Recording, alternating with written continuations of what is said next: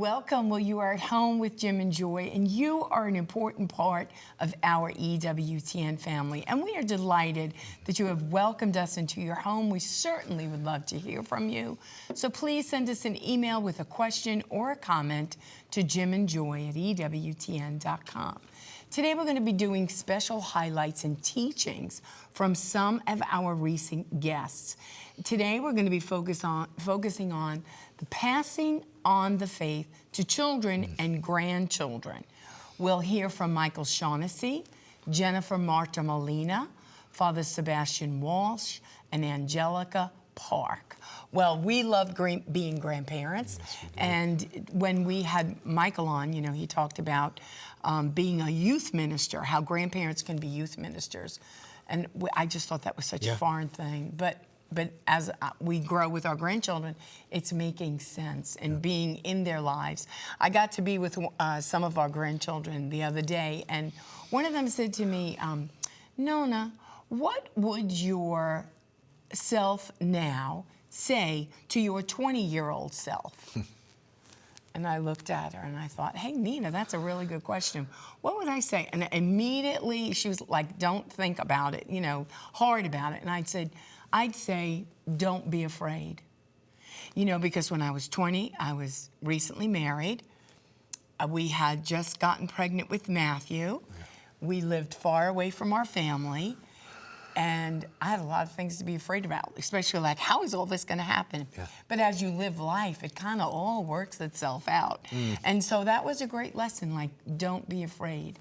And the beauty of sharing and being and discipling and just sheer loving your children and your grandchildren, relationship building, them learning from you and you learning from them on this beautiful faith journey. Well, if you're sick and tired of seeing your children and grandchildren, you know, wander away from the church and hearing this statistics regarding the shrinking of the church, that's why we pick these shows. Important themes. Grandparents passing on their faith to the grandchildren. You have a special place that no one else has.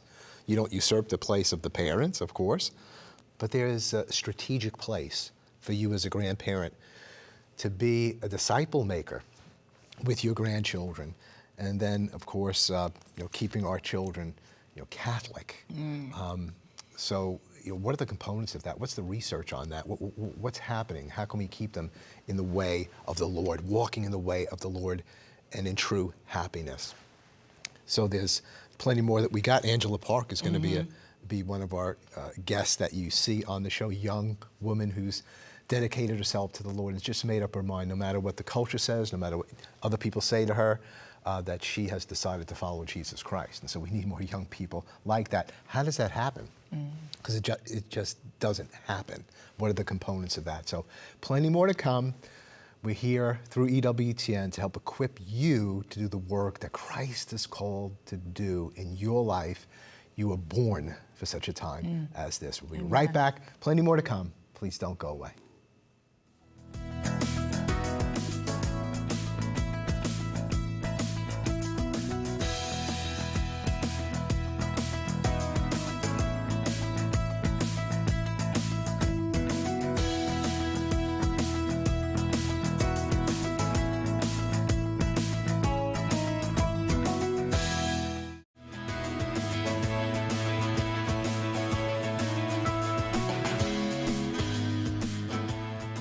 Welcome back. We're at home with Jim and Joy, and we want to share with you some of our recent guests that we had on our show. And the theme of it is grandparents passing on their faith. You know, we heard from Michael Shaughnessy, his strategic grandparenting. You could go to his website, grandly.org, and then also Jennifer Marta Molina. And she wrote a beautiful book, Grandma Taught Me to Love Mary. So we want you, as a grandparent, maybe you're home and you're thinking, how can I do this better? These are some ordinary people who have some insights, who have done some things that we want to equip you to say, you know what? I can do that. I can make a difference in the life of my grandchild and me being a more effective grandparent. So let's take a look and see what we have to learn. What we really need to do is we need to get grandparents on our youth program team. but I'm saying, well, maybe not exactly on your program team, but you want them involved in the whole of the ministry to young people. And that became clear to me when I was playing golf with a friend, and over time, and he would regularly say, so Mike, I'm thinking I want to send my grandson on a mission trip. When's the next mission trip? Where is it going to be? And how do I pay for it, et cetera? And he'd constantly ask me what he could do to help his grandkids. I thought, this guy is really good. He should have been a youth worker. I go, wait a minute. Grandpa should have been a youth worker? Yeah, Grandpa should have been. And so it started me thinking along this line. And then I have another friend I play golf with, and we're coming back, and he said, remind me to stop off at the drugstore. I need to pick up a birthday card for my granddaughter. She's turning 13. We'll probably give her $20 instead of 10. And I thought, this guy, I know this guy. He loves his grandkids, but he's not at all strategic. He just does what was done when he was young. He's not thinking about how can I do things that'll help move this young person closer to the Lord, closer to his faith or her faith, and really grow as a Christian. And I thought, this thing about grandparents getting involved in youth ministry, I think I need to do this. That's amazing. And so you secured that website, Granley.org. And so when someone goes there, what are they going to find? What are they going to learn about the strategy? How does the strategy unfold to them? Yeah. So there's a lot of questions that it tries to answer. Some of these are written, a lot of these are written by grandparents who give stories. This is what I did. We built this kind of stairway down to the river. We had our sons involved. Their friends came over. We prayed beforehand. We did this, we did this, we did this. Those kinds of we did this, how to act strategically, so to speak. And then a bunch of the articles are also written by our youth work staff. So how does a 13-year-old think? What's a 13-year-old facing today? What's an 18-year-old facing in terms of major decisions that they're about to make? And then how do you use youth ministry techniques to get yourself into a position where you have that role of trust, you have wisdom to pass on, they want to relate to you about their lives. So it's helping them to know how to do those kinds of things. And grandparents are in an amazing position. I mean, for your grandchildren, you're one of the few people in their lives, if you think about it, one of the few people in their lives that doesn't have them in their life as a job. My teacher, my coach, my dentist, my priest, my whoever. You're there because you're grandpa and grandma. You have a relationship. That is the key to youth ministry, is you're already in position. Right. One of the things that happens when you become a grandparent is you don't need a lot of strategy at the beginning. You don't actually have to think a lot about being a grandparent. You know, you burp and feed and change diapers, et cetera, et cetera.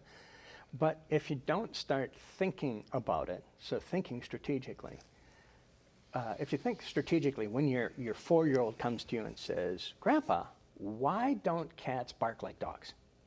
And why is the sky blue? And why? They're in an age of wonder. It's a perfect opportunity to say, God made a wonderful world. What if the sky was brown instead of blue? But God made it blue for us.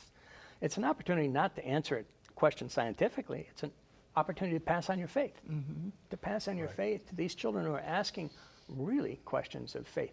So part of what we're trying to do with the word strategy is saying, if all you are is intentional, I hope, I would like, I wish, I want, et cetera, you're not actually coming up with a real plan for what to do. Right. But when you do something like we do cousins camps, we bring all of our grandchildren together for a weekend, and we make it fun, we do Bible study, we do this, we pray together, et cetera, you go, that's strategic.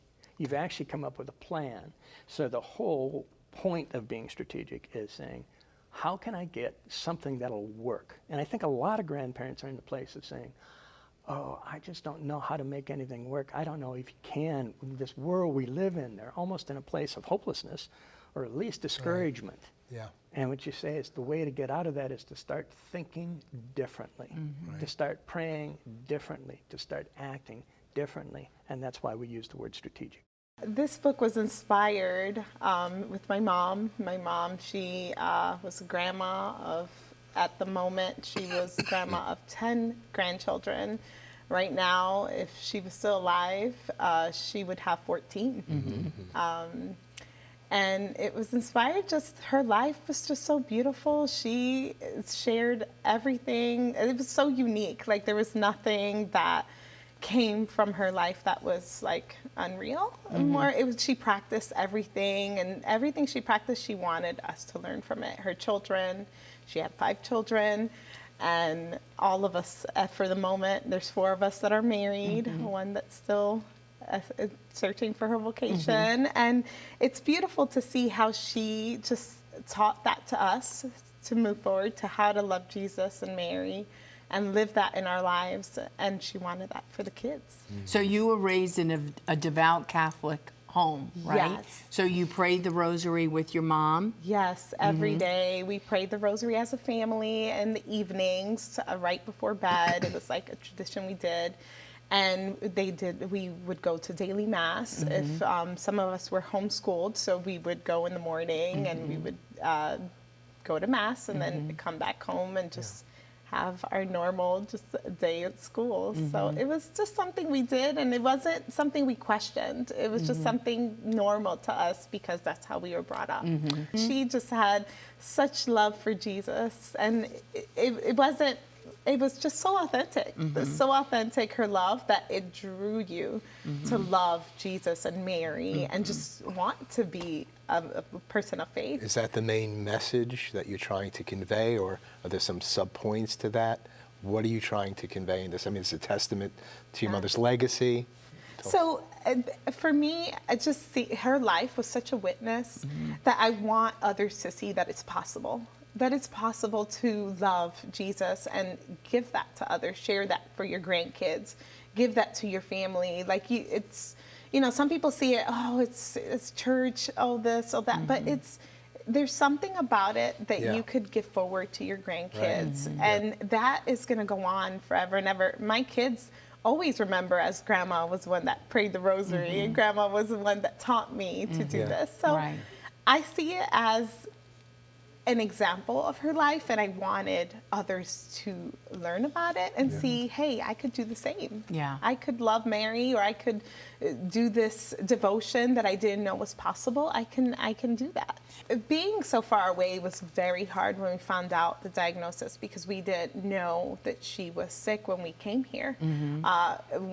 She found out my husband got a job here in EWTN, she was so happy. That was like, oh, the dream job. Like, she was just so happy because we grew up watching EWTN. So for us, it was like a normal thing. EWTN was everything in our lives. So when she found out about it, she was so excited. And she was well. Her dream was always to come here and visit. And she wanted to be here. But a few months after Jaime started working September, she got sick. She was diagnosed in December. So it wasn't long after we moved here that she was diagnosed. And then she passed away probably like 11 months later. So it's hard, but I do still feel her presence. I do feel like this book was inspired by her in so many ways. Like, she was the one that gave us the idea. She was the one that put everything in line to make it possible. Joy, powerful clips there highlighting the extraordinary role that grandparents have in the lives of their own children and then their children's children. Michael Shaughnessy gives you kind of a paradigm shift, speaking about grandparents as youth ministers and what he means by that. You have a special place that youth ministers have to work years and years and years to maybe have something like you have. And you have it already by the grace of God to model and to speak into the lives of your grandchildren.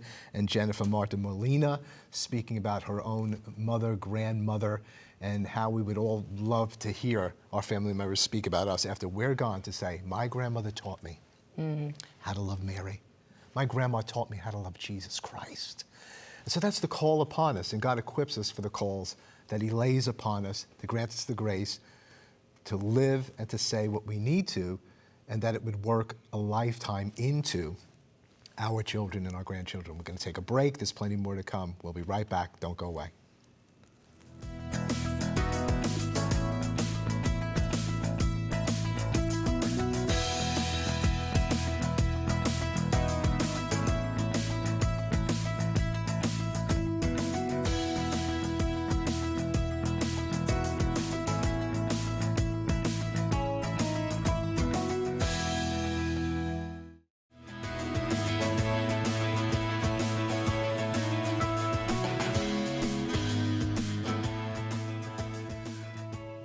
Welcome back. Another important theme that we're going to be sharing with you through these highlights. Very important theme, keeping our children Catholic, with Father Sebastian Walsh. Always a Catholic is the title of his book. Doing research on why our children wander away from the faith and what we can do to keep them in the fold and to be confident in the Lord that we can do that. And then Angelica Park, a young Catholic girl, took the name of Mother Angelica. Her mother named her Angelica. And so a young person that can inspire us with what it takes to walk all the way through as a Catholic young person. So let's watch these important highlights, this important theme, and let's go back to these again and again and again, that our children will remain passionately, unapologetically Catholic. Let's take a look. Well, any priest will tell you that when you're dealing with the faithful one-on-one, perhaps the most frequent question you get is, Father, how do I help my kid return to the faith, or how do I keep my kids in the faith? Once a month, I would have an open forum question and answer at my parish, Our Lady of Fatima and San Clemente. And during that open forum, I would just open it up to any questions, difficult questions, theological questions. But I tell you, the number one question I got was some variation of, Father, why did my kids leave the faith, or how can I get them to come back? I sent my kid to 12 years or 16 years of Catholic education. Why aren't they still Catholic? Questions like that. Yes. And I answered that question so often, I thought to myself, this is something that I should just put down in writing, because so many people have found it helpful. And I know it's the number one question on the hearts of parents, because the culture is positively trying to destroy your children's faith. Right. It's no longer a matter of like it's indifferent. It's actually positively trying to destroy, to dismantle your children's faith. Let's start with the dangers inside the home, because those are the ones that parents are often unaware of. You know, my generation and your generation, we grew up as children without the internet. Right. And so I found as a priest in the confessional that most parents are not aware of the dangers that the internet poses to their children, because when we got in contact with the internet, we were already formed adults that had a filter that knew like what's right, what's wrong, what should I avoid, what should I see, sort of things. But young people today, when they're exposed to the internet when they're 5 or 6 years old, and they have no filter, and so there's all sorts of bad things that come in. I mean, first and foremost, and obviously pornography. Secondly, you get all sorts of anti-Catholic propaganda that's there. Other things you get is you know, a whole narrative about what's right and what's wrong. There's a whole same-sex marriage, homosexual, transgender, all these different narratives that are sort of being presented to the kids. And then there's the dangerous people. There's just predators online that are trying to get at your children's soul. So especially through the internet, but also through other media, just the television, cable television, there's ideas that are being brought into your home that are antithetical to your children's faith. And you as a parent need to be completely aware of everything that's coming in. And don't be naive and think like, well, I can just let my children look at these things, it'll be safe. You're wrong. You're wrong. Most parents, for example, have no idea at what age their children are first exposed to pornography on the internet.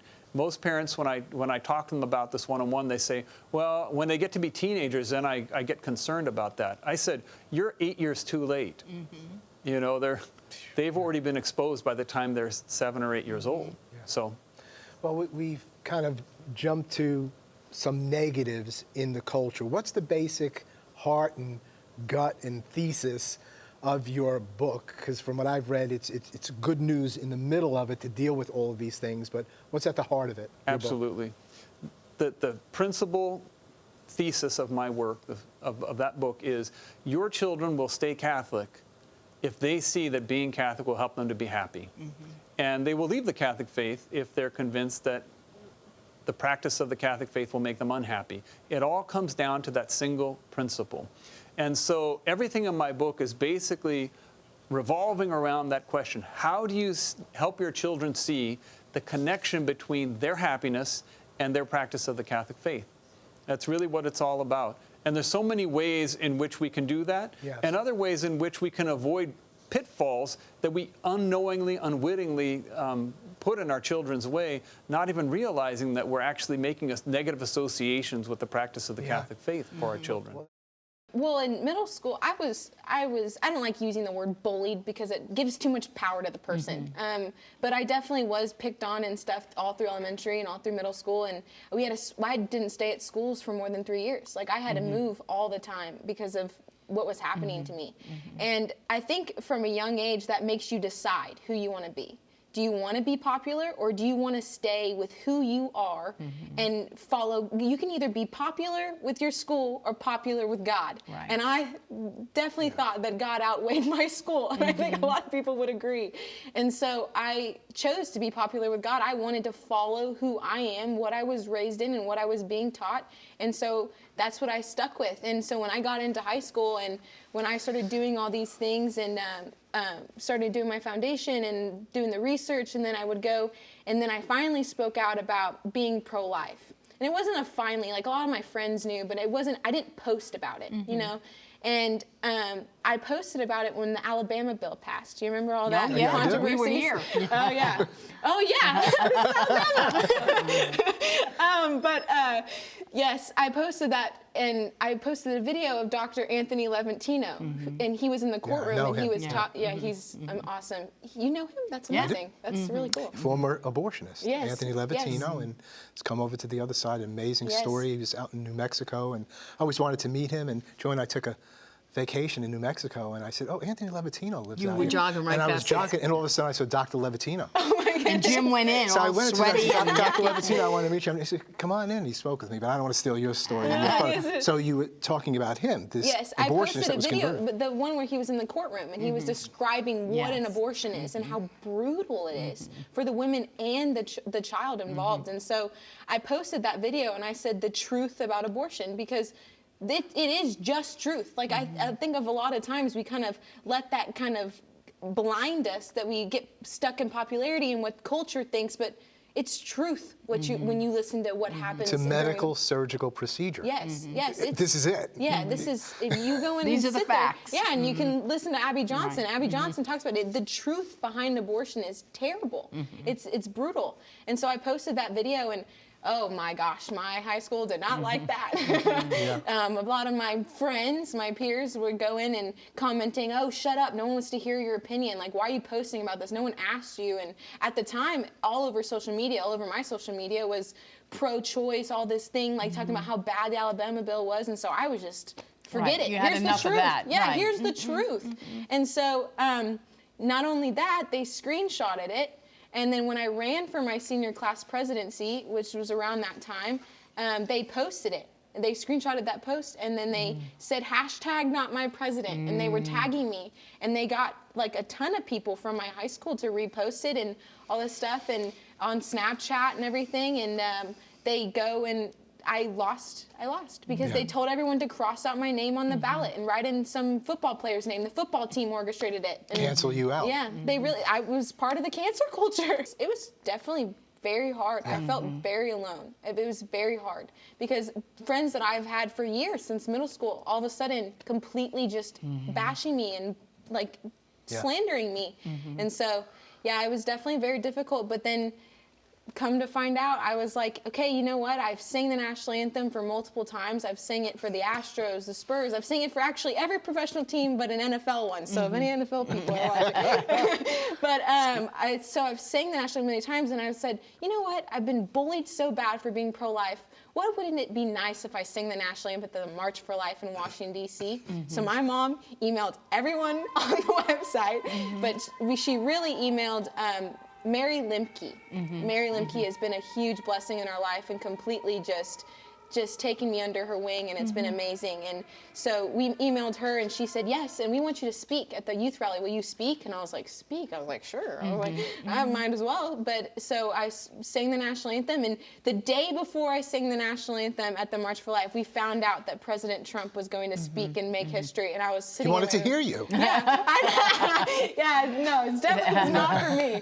But yes, so we found that out, and I went and spoke, and Abby Johnson was at the youth rally, and Charlotte Pence, the vice president's daughter, well, the previous vice president's daughter, was there, and she spoke as well, and it was incredible. Well, so precious in hearing their beautiful stories. You know, Father Walsh encourages us, don't shrink back. Be confident. You could do this. God's given you these children.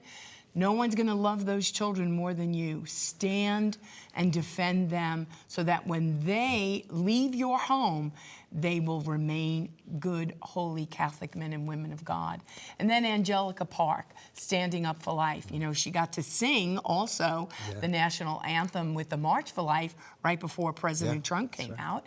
And she's made a stand. She came to EWTN in her diapers one time when she was a little baby. And her mother named her after Mother Angelica. And so she's standing now in college campuses defending life. And she quotes Mother Angelica. She says this beautiful thing. I'm scared, this is what Mother Angelica said, I'm scared to death of dying and having the Lord say to me, Angelica, this is what you might have done had you trusted me more. So let us all, like Mother Angelica, trust God more. Let's stand for everything that we love that is good and true and beautiful. You keep it on EWTN, and you're at home with Jim and Joy. God bless you.